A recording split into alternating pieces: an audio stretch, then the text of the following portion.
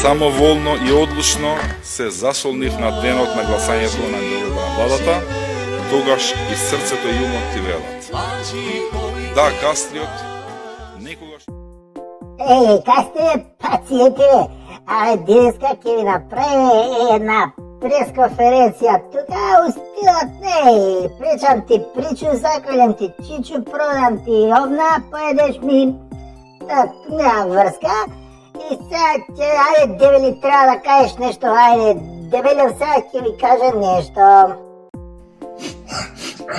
Непочитувани граѓани, денешната пресконференција ја држам гладен и затоа ќе трае пократко. Бидејќи гладниот наситиот не му верува, морам да ве предупредам дека доколку мрчите многу ќе си одам. Таман го ставија мезето, конобариве и пирошкиве во владиниот ресторант, а и сакам да го пробам новиот есцајка од 37.000 евра. Вика тоа вилушките, сами боцка лемевце. Морам да изразам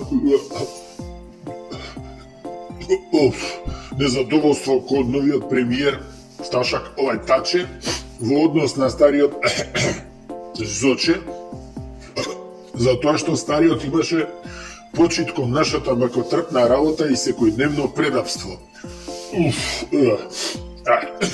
Пардон, не предавство, предаденост кон функцијата. И ни купуваше квалитетно зреено месо од 45 дена, ова што е 6-7.000 денари кило, додека новиот овој Таче појма нема од потребите на нас гладните министри, а и овие министриве што се од мнозинството, сакам да кажам, браќава кои што јадат само говецко. Граѓанство наше навистина е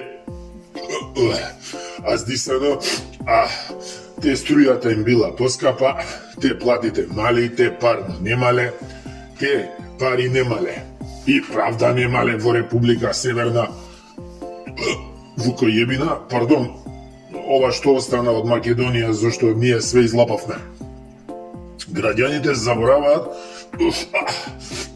дека најважната придобивка од 4-годишното наше дивење,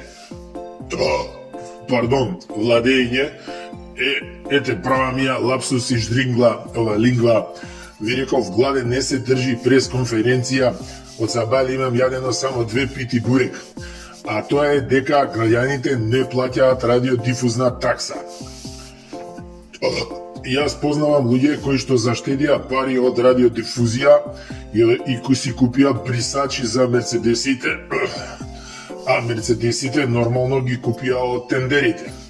Сепак ние сме големи и државотворни и сваќаме дека не може да се живее од радиодифузна такса и дека секој самовско семејство треба да добие барем еден тендер за време на нашето владење, дивење кој како сака. А дали има македонци во Бугарија? Па македонци нема ни тука во Северна Вукојевина, а не во Бугарија. Тоа е и нашата агенда. Сите македонци да живеат заедно во една држава. Еве, например, во Германија. А ова тука ќе биде добра за бугарите, нели, да си дојдат. Добре, дојде господин Петков. Умрев гладен. Време да лапаме плескајци. Ајде, завршуваме со пресконференцијата. Mala, grupа педери, овде кон Бога